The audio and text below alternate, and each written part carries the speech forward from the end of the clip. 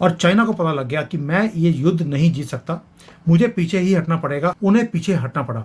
इसलिए ब्रिक्स की इंपॉर्टेंस आपको इसी बात से समझ आती है कि चाइना जैसा कंट्री जो कभी पीछे नहीं हटता, पीछे हट गया। तो चाइना के अगेंस्ट उन्होंने इंडिया को खड़ा कर, एंड टाइम पे वो एक इशू खड़ा हुआ उनका अमेरिका के साथ, वेस्ट के साथ, और चाइना, कनाडा और अमेरिका के साथ। प्राइम मिनिस्टर मोदी जो है वहां पहुंच गए, उन्होंने 2 कदम पीछे हटाए चाइना ने, और वो जना मुलाकात होने जा रही है। नरेंद्र मोदी ब्रिक्स मीटिंग को अटेंड करने के लिए रशिया पहुंच चुके हैं। जैसे इंडिया के prime minister Narendra Modi Russia पहुंचे, उनका हमेशा की तरह बड़ा ही वार्म वेलकम किया गया। पुतिन ने जब इंडिया के प्राइम मिनिस्टर नरेंद्र मोदी को देखा तो देखते ही गले लगा लिया। एक न्यू वर्ल्ड ऑर्डर की बातें चल रही हैं, शी जिनपिंग से भी वहाँ पे मिलने वाले हैं, चाइना इंडिया के बीच बॉर्डर जो कॉन्फ्लिक्ट था वो रिजॉल्व हो गया। बहुत बड़ी बड़ी खबरें। इन पांचों कंट्रीज ने एक सपना देखा कि हम एक एक्सपेंशन का ब्लॉक बनाएंगे जो आपस में एक दूसरे को सपोर्ट करेगा और हम वेस्ट की दादागिरी से बाहर निकलेंगे। आप सोचकर देखिए एम्बर जी, अभी तो ब्रिक्स शुरू होना था और उससे पहले चाइना ने बोल दिया हम बॉर्डर से पीछे हटने को तैयार हैं। और चाइना अंगद का पैर है, जहां पे रख देता है पीछे नहीं हटता। ये मोदी जी की कूटनीति है, पॉलिसी है। पूरी टीम ने जैसे काम किया है। सिर्फ मोदी जी इन्वॉल्व नहीं थे, उस पर जयशंकर जी, अजीत डोवाल, आप देखिए हमारे डिफेंस मिनिस्टर, कोई भी ऐसा आदमी नहीं है जो इसके अंदर इन्वॉल्व नहीं था।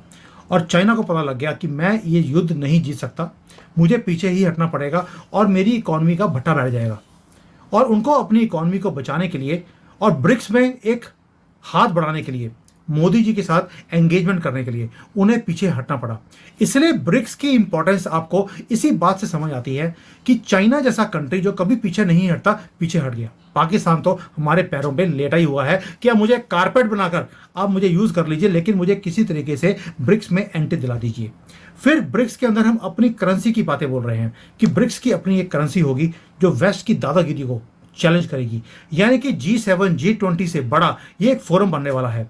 इसीलिए इसकी इंपॉर्टेंस है। और मोदी जी वहां जाकर, भव्य स्वागत तो होना ही था, रशिया में गए हैं, वहां पर अगर स्वागत मोदी जी का नहीं होगा तो कहाँ होगा।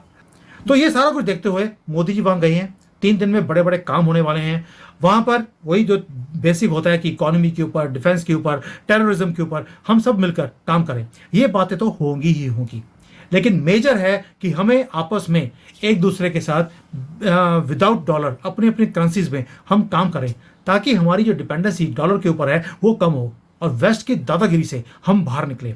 रशिया भी चाहता है कि इसके अंदर सभी लोग रूबल में काम करें या युआन में या इंडियन रुपी में काम करें। चाइना तो चाहता ही है और भारत को भी इसका फायदा ही है। हमें डॉलर उतने कमाने की जरूरत नहीं पड़ेगी या डॉलर की होल्डिंग करने की जरूरत नहीं पड़ेगी। रशिया ने एक स्टेटमेंट दिया जो मुझे बड़ा ही अच्छा लगा। इस मीटिंग से पहले उन्होंने बोल दिया, look what west has done to us. हमें बिना बेफजूल एक युद्ध में धुकेला गया, हमारे सारे पैसे ब्लॉक किए गए, डॉलर में हम किसी को पेमेंट ना दे सकते हैं ना ले सकते हैं, हम ट्रेड करना चाहते हैं, हमें ट्रेड नहीं दिया जा रहा। आज जो मेरे साथ हुआ है कल को आपके साथ भी होगा। I think it was the statement just before BRICS, जो कि आइसिंग ऑन द केक है।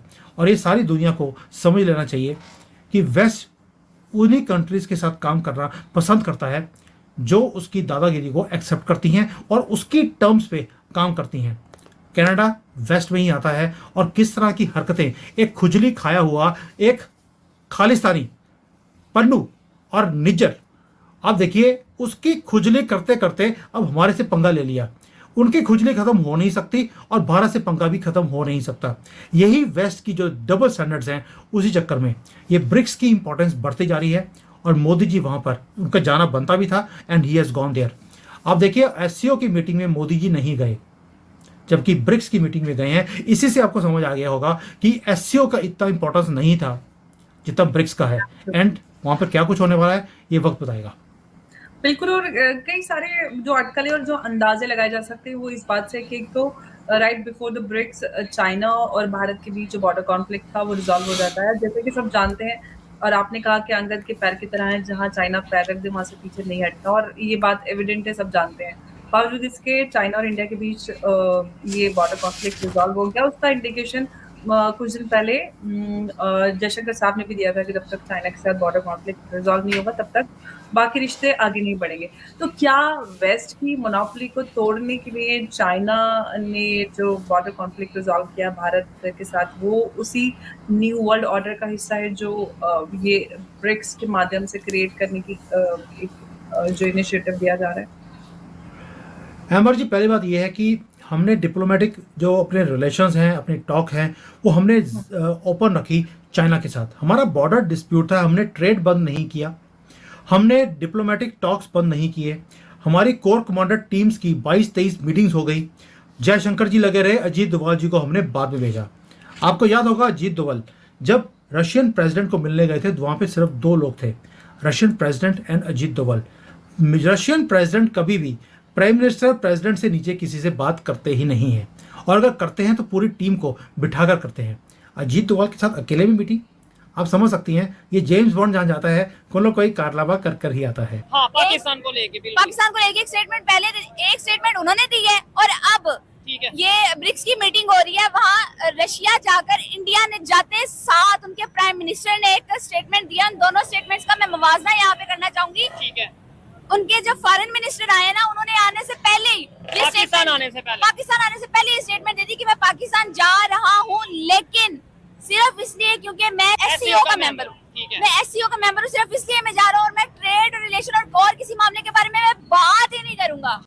वर्ल्ड वॉर 2 के बाद जितने भी दुनिया के मेजर इंस्टीट्यूशंस और मेजर ग्रुप्स थे, उन सभी में अमेरिका की डोमिनेंस थी, और ये डोमिनेंस लगभग 70 सालों तक चली। लेकिन उसके बाद समय चेंज हुआ और दुनिया में नए इंस्टीट्यूशंस और ग्रुप आने लगे, और उसमें जो सबसे मेन है वो है ब्रिक्स। ब्रिक्स दुनिया का अकेला ऐसा इंस्टीट्यूशन है जो बड़े लेवल पे G7 जैसे ताकतवर ग्रुप को चैलेंज कर सकता है, उसकी डोमिनेंस को काउंटर कर सकता है। और इसी वजह से जो अमेरिका है और जितने भी वेस्टर्न देश हैं वो इस ब्रिक्स ग्रुप को बहुत ही अच्छी नज़रों से नहीं देखते, और वो नहीं चाहते कि ये एक सक्सेस बने, लेकिन ये ऑलरेडी एक सक्सेस बन के उभर चुका है। रूस और चाइना के साथ साथ भारत जैसा ताकतवर देश इसका मेंबर है, फाउंडिंग मेंबर, और इन तीनों को साथ खड़ा देखकर अमेरिका बहुत ही ज़्यादा नर्वस हो रहा है। और उसका रीज़न ये है क्योंकि अमेरिका नहीं चाहता कि भारत और चाइना की दोस्ती हो जाए, वापस से उनके बॉर्डर के टेंशन ख़त्म हो जाए। लेकिन ठीक ब्रिक्स समिट से पहले ही मोस्ट प्रोबेबली पुतिन ने इंटरवीन करके दोनों देशों को साथ बिठाकर उनके प्रॉब्लम सॉल्व करने में मदद करी, और दोनों ही देशों की तरफ से ये स्टेटमेंट भी आ गया कि जो भी बॉर्डर टेंशन थी उसमें हमने एग्रीमेंट कर लिया है, और अब बॉर्डर पर काफ़ी शांति है और डीएस्केलेशन की तरफ हालात जाएंगे। और आने वाले समय में जो बहुत सारे देश हैं दुनिया भर में जो सिर्फ वेस्टर्न लेड ग्रुप्स की तरफ देखते हैं, अब उनका भरोसा ब्रिक्स की तरफ बढ़ेगा और उन्हें एक ऑल्टरनेटिव मिलेगा, और इस ऑल्टरनेटिव की वजह से ही अमेरिका की जो हेजेमनी थी उसको भी काफ़ी धक्का पहुँचेगा।